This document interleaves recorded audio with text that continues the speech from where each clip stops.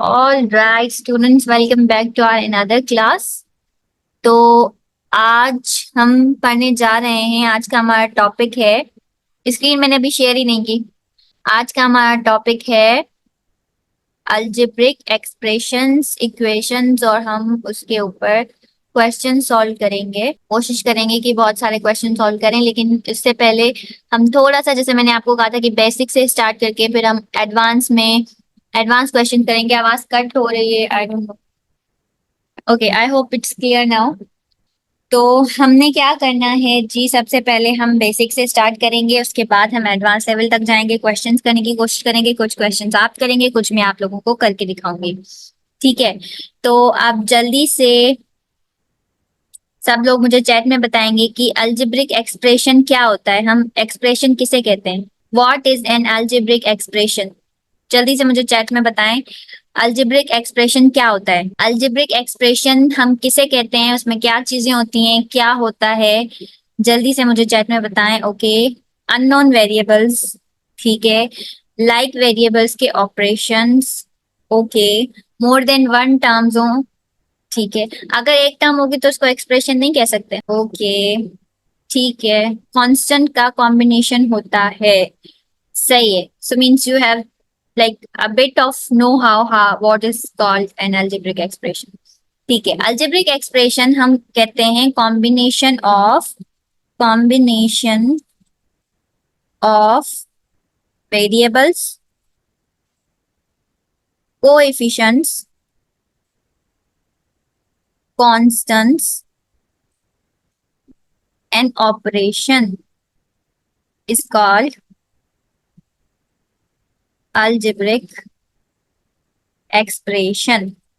ठीक है, तो अल्जेब्रिक एक्सप्रेशन हम उसे कहते हैं जिसमें वेरिएबल्स आ जाते हैं, कोएफिशिएंट्स आ जाते हैं, कांस्टेंट्स आ जाते हैं, और फिर साथ में ऑपरेशंस भी होते हैं। जिसके कंपोनेंट्स जैसे मैंने यहाँ पे लिखे हुए हैं, की कंपोनेंट्स के अंदर होते हैं वेरिएबल्स, जैसे कि कोई भी एबीसीडी का लेटर हो, एक्स वाई जेड हो, एबीसीडी हो, what ever, that's called variable. जिसका हमें वैल्यू पता नहीं हो, वेरिएबल उसको कहते हैं जिसकी वैल्यू हमें पता नहीं हो, अननोन हो, उसको अननोन भी कहते हैं। Okay, very good. कांस्टेंट वो होता है जिसकी फिक्स्ड वैल्यू है, वो एक्सप्रेशन के शुरू में भी वही रहेगी, एंड में भी वही रहेगी, वो चेंज नहीं होगी। ठीक है, तो उसको हम फिक्स्ड वैल्यू कहते हैं। वेरिएबल यानी कि अननोन, कांस्टेंट यानी कि नॉन फिक्स्ड। ऑपरेटर्स क्या होते हैं, जैसे कि ये सिंबल्स है ना, प्लस का, माइनस का, मल्टीप्लाई, डिवाइड, ये सारे क्या है, ऑपरेटर्स हैं। ये हमें बताते हैं कि हमें एक्सप्रेशन के साथ या इक्वेशन के साथ करना क्या है। ठीक है, सो लेट्स मूव फर्दर। जैसे ये एग्जाम्पल है, ये एक एग्जाम्पल है, 5x + 3y - 7। ये हमारे पास एक अल्जेब्रिक एक्सप्रेशन है जिसमें 5x + 3y और 7 ये सब हमारी टर्म्स हैं। ये तीनों हमारी टर्म्स हैं, उन टर्म्स के अंदर वेरिएबल्स भी हैं, कोएफिशिएंट्स भी हैं, और जो है कांस्टेंट भी है। 7 एक कांस्टेंट नंबर है, y और x जो है वो वेरिएबल्स हैं, और 5 और 3 जो है कोएफिशिएंट्स हैं, और जो प्लस और माइनस का साइन है वो ऑपरेटर्स हैं।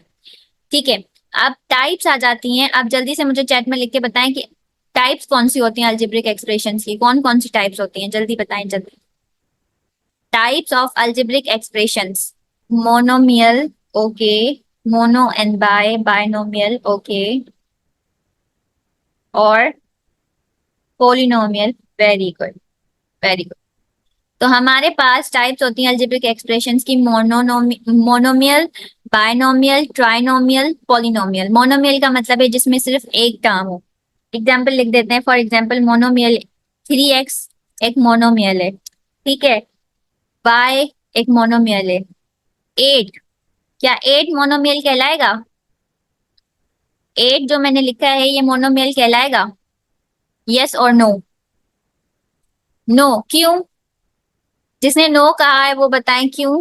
कांस्टेंट है, अच्छा कांस्टेंट टर्म नहीं कहला सकती? कहलाती है ना, हमने अभी तो कहा। यस, क्योंकि ये भी हमारे पास मोनोमियल कहलाएगा, क्योंकि इसके अंदर भी एक टर्म है। उसके अलावा, अच्छा एक टर्म भी है, उसके अलावा अगर हम इसके साथ ये लिखें ना, x, और उसकी पावर लगा दें हम 0, तो किसी भी नंबर पे अगर पावर 0 होती है तो वो 1 के बराबर हो, तो इसको हम ऐसे भी कंसीडर कर सकते हैं वेरिएबल और पावर लगा के। तो इसलिए हम 8 को भी क्या कहेंगे, टर्म कहेंगे, और 8 भी हमारे पास मोनोमियल है। ठीक है, बायनोमियल का मतलब है जिसमें दो टर्म्स हो। अच्छा, इसको क्या हम बायनोमियल कह सकते हैं? आप जल्दी से मुझे बताएंगे 3x प्लस 4x को क्या मैं बायनोमियल कह सकती हूँ? Yes yes yes yes. अच्छा, सिर्फ एक आंसर आया है नहीं, बाकी सब कह रहे हैं यस। अब जिसने मुझे नहीं बोला है वो मुझे बताएं कि क्यों नहीं कह सकते, और जिन्होंने यस बोला है वो भी बताएं कि क्यों कह सकते हैं। बिकॉज ऑफ सिंबल्स कह सकते हैं। Okay, yes ma'am. 7x, exactly. हम इसको बायनोमियल नहीं कह सकते, क्योंकि अगर हम ये ऑपरेशन जो ये कह रहा है अप्लाई करने के लिए वो अप्लाई करें तो ये बराबर हो जाएगा 7x के, क्योंकि ये लाइक टर्म्स हैं। और अगर लाइक टर्म्स होती हैं तो हम उनको ऐड सब्ट्रैक्ट या कोई भी ऑपरेशन जो कह रहा है वो अप्लाई करके, यस वेरिएबल सेम है तो इसलिए हम इसको बायनोमियल नहीं, इसको मोनोमियल ही कहेंगे।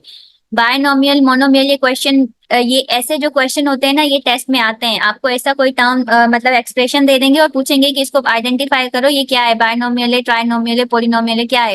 तो ऐसे ही आप नहीं बता देंगे गिन के कि ये इतनी टर्म्स है तो ये हो जाएगा।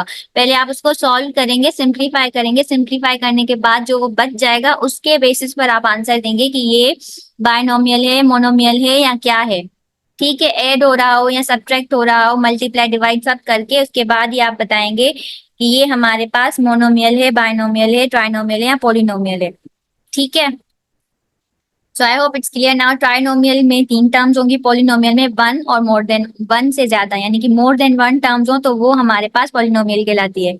जी जी, वेरिएबल डिफरेंट हो या वेरिएबल की पावर डिफरेंट हो, देखिए एक्स, एक एक्स होगा जिसकी पावर 1 होगी और एक एक्स स्क्वायर होगा, तो हम उनको ऐड नहीं कर सकते ना ही हम उनको सब्ट्रैक्ट कर सकते हैं। तो इसलिए वो हमारे पास बायनोमियल बन सकता है जिसकी वेरिएबल चेंज हो या फिर उसकी वेरिएबल की पावर चेंज हो। अगर पावर चेंज हो गई तो ऑटोमेटिकली वो वेरिएबल चेंज ही हो जाएगा।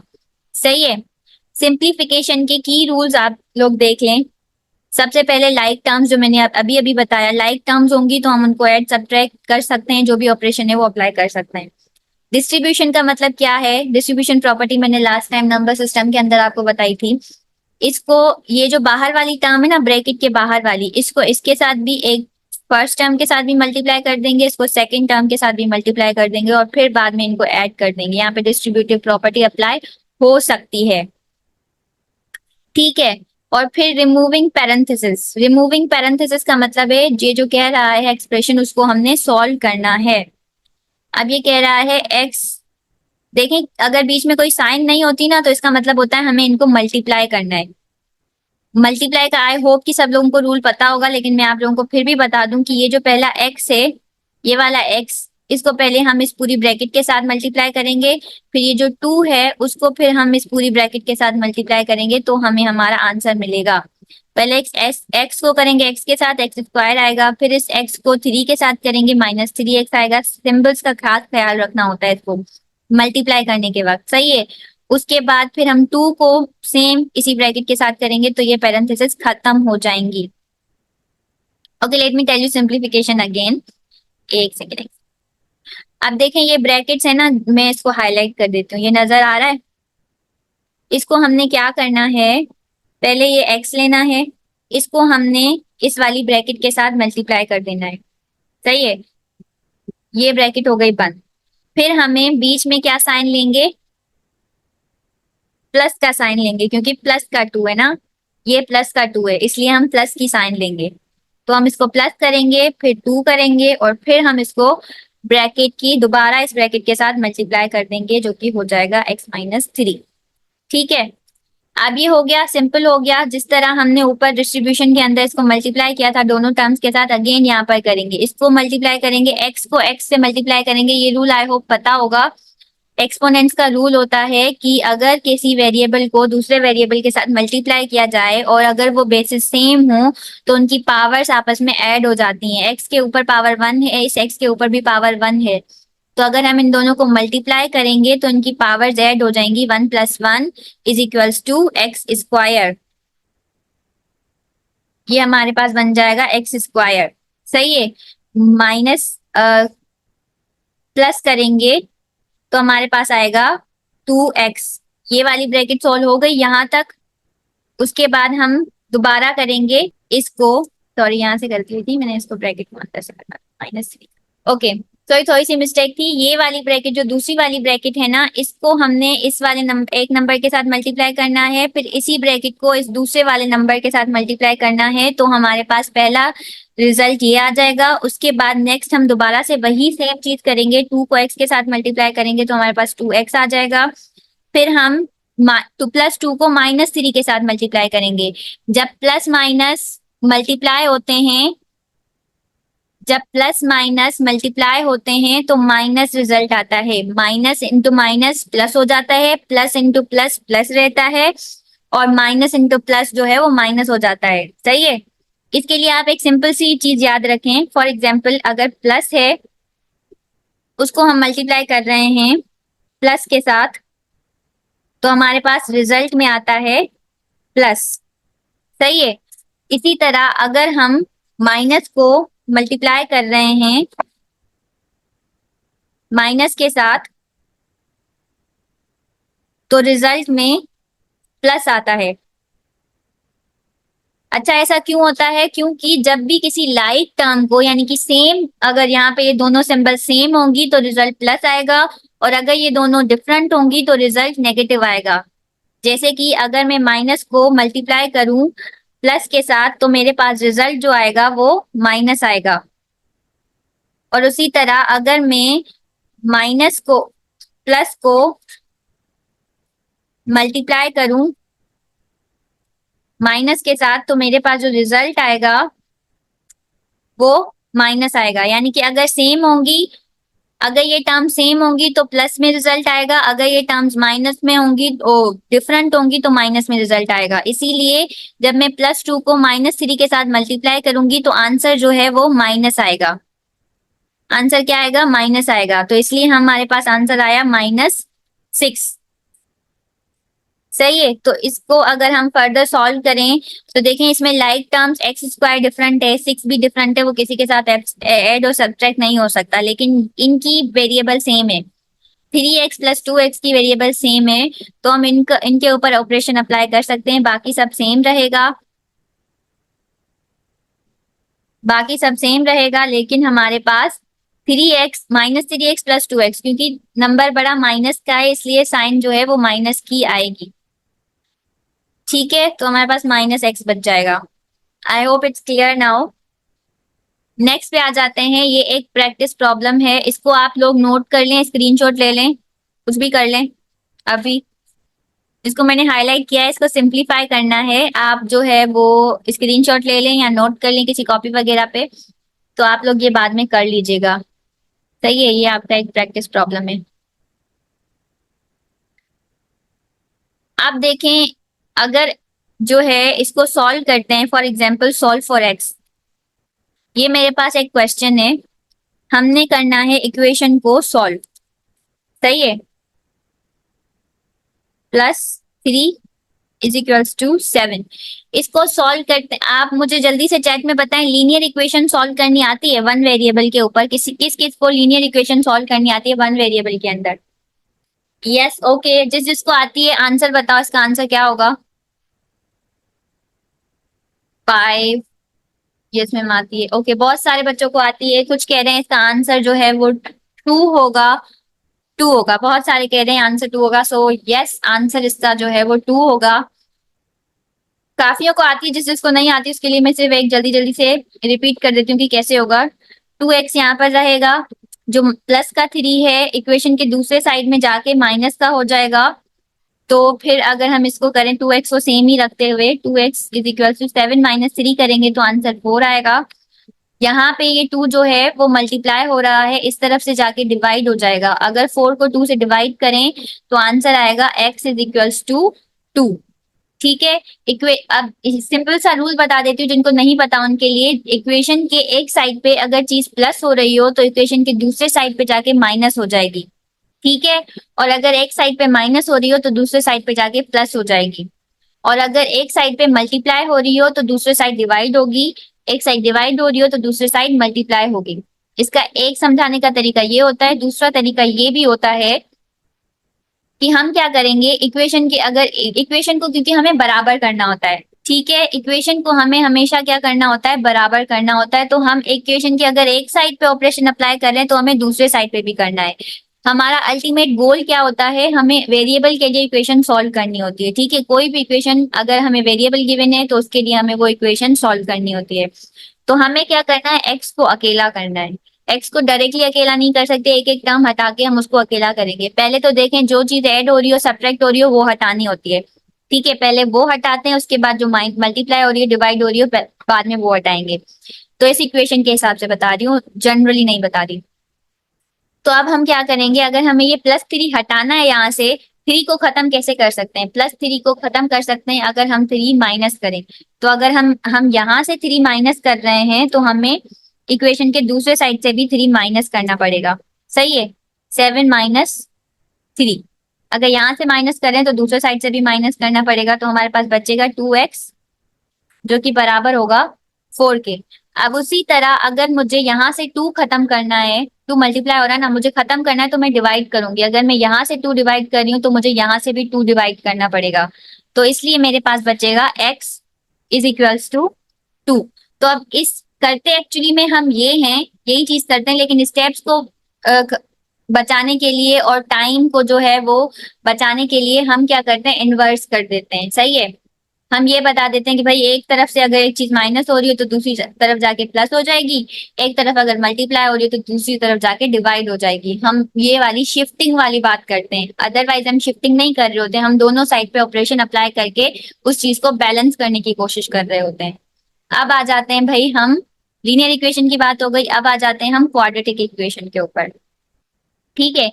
क्वाड्रेटिक इक्वेशन का को हम फैक्टराइजेशन से भी कर सकते हैं, क्वाड्रेटिक फार्मूला से भी कर सकते हैं, और उसको हम कंप्लीटिंग स्क्वायर से भी कर सकते हैं, ठीक है। जल्दी से अब आप मुझे बताएं कि क्या किसी सब आप लोगों को क्वाड्रेटिक इक्वेशन सॉल्व करनी आती है, इजी है, यस, ओके।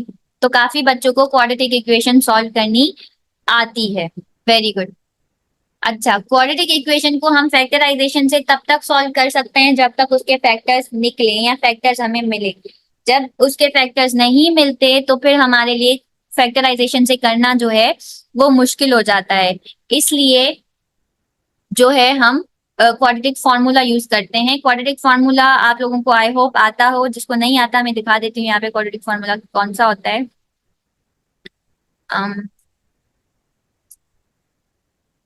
ये होता है आपके पास quadratic formula, -b plus minus b square -4ac/2a, ये होता है हमारे पास क्वाड्रेटिक फार्मूला।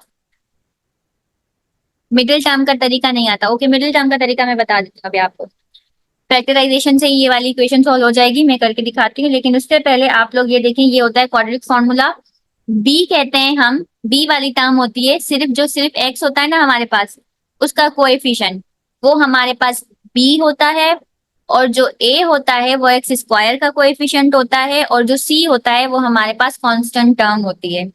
ए कहते हैं हम ए कहते हैं हम एक्स स्क्वायर के कोएफिशिएंट को, बी कहते हैं हम एक्स जो सिंपल एक्स होता है पावर 1 उसके कोएफिशिएंट को, और सी कहते हैं हम कांस्टेंट टर्म को। ये हमारे पास होता है क्वाड्रेटिक फार्मूला। अच्छा, बहुत लोगों को फैक्टराइजेशन वाला तरीका आता है, और कुछ कुछ बच्चों ने मुझे आंसर भी दे दिया है।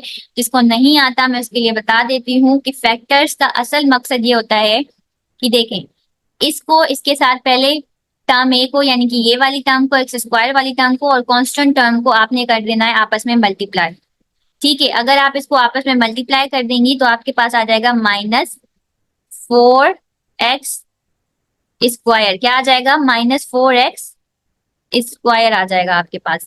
अब हमने क्या करना होता है, ये आपकी टर्म है और दूसरी आपकी मिडिल टर्म है जो कि है 3x, और 3x कौन सा है, प्लस का 3x। अब आपने इसके ऐसे फैक्टर्स बनाने हैं, ऐसे नंबर बनाने हैं जिसको अगर आप सम करें तो +3x आ जाए, और अगर मल्टीप्लाई करें तो -4x स्क्वायर आ जाए। यानी आपने -4x स्क्वायर के क्या करने होते हैं, कोएफिशिएंट बनाने होते हैं, सॉरी फैक्टर्स बनाने होते हैं। अगर आप 4 के फैक्टर्स देखें तो 4 के फैक्टर्स होते हैं आपके पास +-1 +-2, ठीक है, और +-4, ये तीनों होते हैं 4 के फैक्टर्स। इस तरह हम 4 को डिवाइड कर सकते हैं। तो हम उनके क्या कर देते हैं, वो बना देते हैं, पेयर्स बना देते हैं।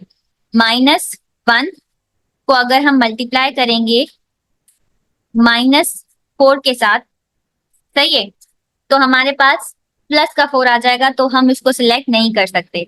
अगर हम -4 को +4 के साथ मल्टीप्लाई करें तो हम इसको सिलेक्ट कर सकते हैं इसको सिलेक्ट। तो इस और अगर हम इसको मल्टीप्लाई करेंगे यानी कि -1x कर दो यहाँ पे, और आप -4x कर दो, ये हो गई दो टर्म्स आपके पास, ठीक है। अगर हम अगर हम इनको मल्टीप्लाई करें तो हमारे पास -4x² आ जाएगा। अगर आप -x को 4x के साथ मल्टीप्लाई करें तो आपके पास -4x² आ जाएगा। और अगर आप इनका सम करें यानी कि 4 में से 1 को माइनस करें तो आपके पास प्लस का 3 आ जाएगा। तो यानी हमारी दोनों जो कंडीशंस थी फैक्टर के लिए वो हमारी जस्टिफाई हो गई।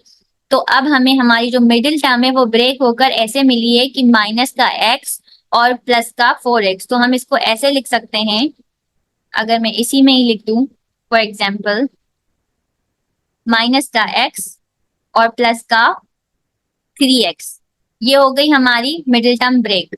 अब इसको ब्रेक करने के बाद हमने क्या करना होता है, इस वाले से एक हमने कॉमन लेना होता है, इस पार्ट से पहले पार्ट से कॉमन लेना होता है। इससे अगर मैं कॉमन लूं तो देखें इसमें क्या कॉमन है, x² और x में क्या कॉमन है, x² और x में क्या कॉमन है, x कॉमन है, एग्जैक्टली x कॉमन है। तो हम क्या करेंगे, x को कॉमन ले लेंगे, बाकी अंदर अगर इस x² में से एक x निकल गया तो बाकी का एक बचा, और माइनस तो है माइनस ही रहेगा, यहाँ से x हट गया तो बाकी क्या बचा, 1। सही है, ये हो गई हमारी एक पार्ट। और फिर हम इस पार्ट से कॉमन लेंगे, तो ये 3x है, ये 4 था। ओके, अब मुझे बताओ इस पार्ट से अगर हम कॉमन लेंगे तो क्या कॉमन आएगा, 4x - 4 में से क्या कॉमन आएगा, 4 कॉमन आएगा। वेरी गुड, 4 कॉमन आएगा, और 4 किसका होगा, प्लस का 4 होगा। अगर हमने 4 कॉमन ले लिया तो यहाँ पे सिर्फ x बचेगा और यहाँ पे माइनस का 1 बचेगा। अब इसको जो है ना ऑथेंटिकेट करने का सिर्फ ये तरीका होता है कि अगर ये दोनों ब्रैकेट्स जो है ना आपकी, ये वाली ब्रैकेट और ये वाली ब्रैकेट अगर ये सेम आ गई है तो मतलब आपने क्वेश्चन सही सॉल्व किया है, लेकिन अगर ये सेम नहीं आई है तो आपने कहीं ना कहीं गड़बड़ की है। ये जो रूल्स मैंने आपको बताया ये आपने वेरीफाई करने होते हैं कि हमें फैक्टर्स वो लेने हैं, हमें टर्म्स वो लेनी है जिनको अगर हम सम करें जिनका तो मिडिल टर्म आ जाए, और अगर हम उनको मल्टीप्लाई करें तो हमारे पास टर्म, पहली टर्म और दूसरी टर्म का प्रोडक्ट आ जाए, ठीक है, इसका प्रोडक्ट और इसका सम। अगर ये दोनों कंडीशंस वेरीफाई हो रही हैं तो फिर आप जो है उसको फैक्टराइज कर सकते हैं इस फैक्टर के बेसिस पर। अगर किसी मिडिल टर्म के फैक्टर नहीं बन रहे तो फिर आप क्वाड्रेटिक फॉर्मूला यूज कर सकते हैं, जो कि फॉर्मूला ये है। सही है, इसको फर्दर भी सॉल्व करेंगे, फर्दर सॉल्व ऐसे कर सकते हैं कि इसको ही अगेन देखें, इसमें से हम कॉमन ले सकते हैं ना, दोनों में x-1 है तो x-1 हमने कॉमन ले ली, फिर ये x यहाँ से इस वाले से हमने x-1 कॉमन ले लिया तो सिर्फ x बचा, और इसमें से अगर हमने x-1 कॉमन लिया तो प्लस का 4 बचा। सही है, इज इक्वल्स टू 0। अब अगर हमारे पास प्रोडक्ट हो दो नंबर्स की और फिर इसका रिजल्ट 0 हो तो इसका मतलब है हम कहते हैं कि भाई यहाँ तो x-1 इक्वल्स टू 0 होगा, या फिर हमारे पास x-4 इक्वल्स टू 0 होगा। सही है, तो अगर हम इसको सॉल्व करें तो हमारे पास एक x आ जाएगा, x इज इक्वल्स टू 1, और दूसरा x हमारे पास आ जाएगा x इज इक्वल्स टू 4। अब देखते हैं किसने किसने सही आंसर दिया था। हमारे पास दोनों आंसर पॉजिटिव है, एक x, सॉरी सॉरी सॉरी ये प्लस था, x-4 आएगा। जल्दी से बताएं, देखते हैं किस किसने आंसर सही किया था। ओके, मेरे पास आंसर था, एक ने क्या है +1 - 4, ठीक है, +1 - 4 सही है, वेरी गुड।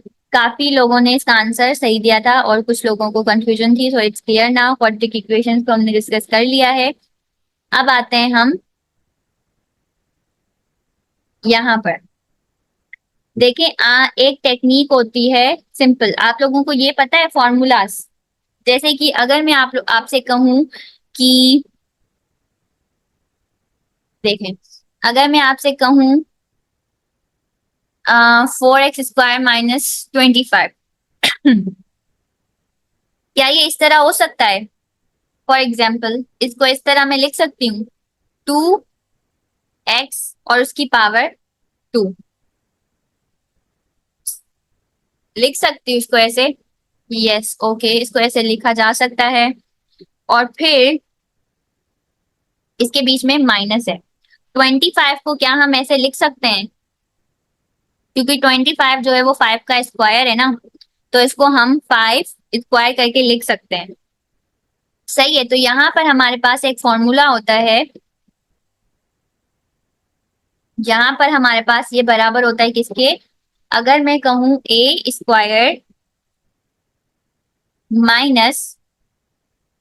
b², सही है, तो ये बराबर हो जाता है, इसको ऐसे ऐसे ही कहते हैं, 2x को आप a कंसीडर कर लें और 5 को आप b कंसीडर कर लें, तो ये बराबर हो जाता है a - b multiply by a plus b। ये फॉर्मूला पता है आपको? जी, दो दो ब्रैकेट बनेंगे, a² - b² is equals to a - b plus a plus b। सही है, multiply by a plus b ये होता है। और दूसरा a² - b² और a plus b whole square का फॉर्मूला तो पता होगा सबको, आई होप सो। ये एक फॉर्मूला होता है हमारे पास, a plus b whole square. ये फॉर्मूला तो काफी सारे बच्चों को यहाँ पे पता होगा, I hope. a plus b whole square, a plus B whole square बराबर होता है a² plus 2ab minus B को प्लस b² के, बराबर होता है a² plus 2ab plus b² के। ठीक है, तो ये फॉर्मूला यूज करके भी हम एक्सप्रेशंस को सिंप्लीफाई कर सकते हैं। ये फॉर्मूला भी यूज होता है, ये फॉर्मूला भी यूज होता है, मोस्टली करते हैं। और इसी तरह इसी जगह पे माइनस का भी होता है, अगर माइनस का हो तो सिर्फ यहाँ पे डिफरेंस आएगा, बाकी सब सेम रहेगा, यहाँ पे सिर्फ ये माइनस हो जाएगा। ये माइनस का भी होता है, प्लस का भी होता है, होल स्क्वायर फॉर्मूला कहते हैं इसको। सही है, ये दोनों फॉर्मूलाज यूज होते हैं जब हम फैक्टर्स बनाते हैं पॉलिनोमियल्स के, या फिर हम जो है सिंप्लीफाई कर रहे होते हैं, कुछ भी कर रहे होते हैं, तो हम उसको यूज करते हैं। उसके बाद ये आप लोगों के प्रैक्टिस क्वेश्चन हैं, ये देख लें, इसका स्क्रीनशॉट ले लें। आपने पहले एक्सप्रेशन को सिंप्लीफाई करना है, फिर आपने एक्स के लिए सॉल्व करनी है इक्वेशन, उसके बाद आपने फैक्टर द एक्सप्रेशन करना है। सही है, देख लें इसको, जल्दी से स्क्रीनशॉट ले लें या नोट कर लें ताकि हम आगे बढ़े। ओके, मूविंग फॉरवर्ड, ये थोड़ा एडवांस लेवल का है। अब मुझे बताएं, ये जो क्वेश्चन है इसको हम कैसे सॉल्व करेंगे? रेशनल एक्सप्रेशन है, इसको हम कैसे सॉल्व करेंगे?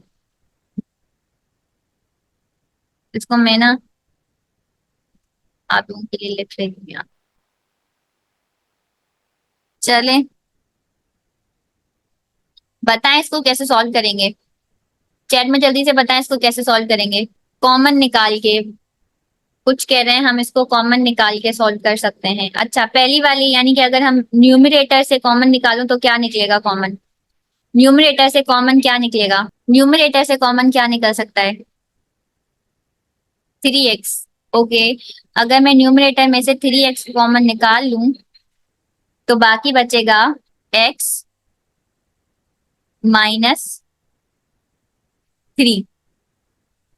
सही है, और डिनोमिनेटर से क्या कॉमन निकलेगा? डिनोमिनेटर से क्या कॉमन निकलेगा? 6। ओके, डिनोमिनेटर से हम 6 को कॉमन निकाल लेते हैं, 6, तो बाकी बच जाएगा x -3, क्योंकि 3 और 6 3 जा 18 होता है, तो 3 निकलेगा। अब देखें, डिनोमिनेटर में भी x-3 है और न्यूमिनेटर में भी x-3 है, तो हम इसको कैंसिल आउट कर सकते हैं। और फिर फर्दर हमारे पास क्या बच जाएगा? हमारे पास बच जाएगा 3x डिवाइडेड बाय 6। सही है, हमारे पास बच जाएगा। अब भी फर्दर हम इसको सॉल्व कर सकते हैं, क्या फर्दर सिंप्लीफाई होगा? जी, ये फर्दर और सिंप्लीफाई होगा, लेकिन इसका आंसर सिर्फ x नहीं होगा, इसका आंसर होगा x अपॉन 2। ठीक है, ये हमारा फाइनल आंसर होगा इस इक्वेशन का, x/2। Very good. अब देखें, ये थोड़ा सा मुश्किल लग रहा है, लेकिन इतना मुश्किल नहीं है, इसमें थोड़ी सी छोटी सी ट्रिक यूज करेंगे और फिर ये सॉल्व हो जाएगा। जल्दी से बताएं, ये किसी को समझ आ रहा है जो क्वेश्चन अभी स्क्रीन पर अपीयर्ड है, कि इसको हम कैसे सॉल्व करेंगे? इसमें वो टेक्निक यूज होगी जो मैंने अभी आप लोगों को बताई। इसको सॉल्व करने के लिए छोटा सा एक काम करना है, नीचे वाला फ्लिप होगा ऊपर, लेकिन फ्लिप करने से पहले भी हम एक काम कर सकते हैं ना। देखें, x+1 है और ये x-1 है। अगर मैं इसको ऐसे लिख लूं, एक सेकेंड, एलसीएम लेते हैं ना, आप लोगों को पता है एलसीएम लेते हैं हम, तो हम इसको ऐसे लिख सकते हैं ना, x+1, और यहाँ पे इसको मल्टीप्लाई कर सकते हैं x-1। सही है। और ये जो 2x था ऊपर, इसके इसके नीचे x+1 है, डिवाइड हो जाएगा तो इसके साथ आ जाएगा x-1। बीच में प्लस है, प्लस का साइन आएगा, और फिर 3 है, 3 के साथ क्या, 3 के डिनोमिनेटर में x-1 है। सही है, तो x-1 कैंसिल हो जाएगा, हमारे पास बचेगा x+1। हम इसको x+1 से मल्टीप्लाई करेंगे। ये यहां तक हो गया। अगर मैं इसको फॉर एग्जाम्पल ऐसे करूं, तो यहां पर भी मेरे पास ये सेम टर्म है। सही है, तो देखिए ये जो ऊपर है ना, ऊपर वाले न्यूमरेटर में, यानी कि अगर हम ऊपर देखें तो ऊपर भी एक सेम चीज हमें नजर आ रही है, एक पैटर्न, और नीचे भी हमें एक पैटर्न नजर आ रहा है। तो ये x+1 को हम कन्वर्ट कर सकते हैं x² + 1 के अंदर, कर सकते हैं। छोटी सी मिस्टेक है, यहाँ पे +1 नहीं है, यहाँ पे -1 है। अब हम या तो इसको इसमें चेंज कर लें या इसको इसमें चेंज कर लें, तो ये कैंसिल आउट हो जाएगा, ये कैंसिल आउट हो जाएगा, फिर हमारे पास दोनों की सिर्फ ये वाली टर्म्स बच जाएंगी। इसको हम ऐसे भी कर सकते हैं कि ऊपर जाके फ्लिप कर लें, तो भी ये हो सकता है। अगर इसको इस तरफ लेकर जाएंगे तो x² - 1 ऊपर आ जाएगा और 4 नीचे आ जाएगा, तो अल्टीमेटली हमारे पास जो फ्रैक्शन बच जाएगी वो ये बच जाएगी, और नीचे सिर्फ 4 बच जाएगा। सही है, इसको अगर मैं फर्दर सॉल्व करूं, मतलब इसको फर्दर सॉल्व करना चाहूं, तो 2x, और ये हो जाएगा 2x² -2x, और ये हो जाएगा 3x+1। इसको लिख लेते हैं 2x², और ये है -2x, और ये +3x+3। सही है, इसके डिवाइड में क्या है, 4 है, तो 4 तो सेम ही रहेगा। सही है, इसको फर्दर सॉल्व कर देखो, ये दो लाइक टर्म्स है ना, ये दो लाइक टर्म्स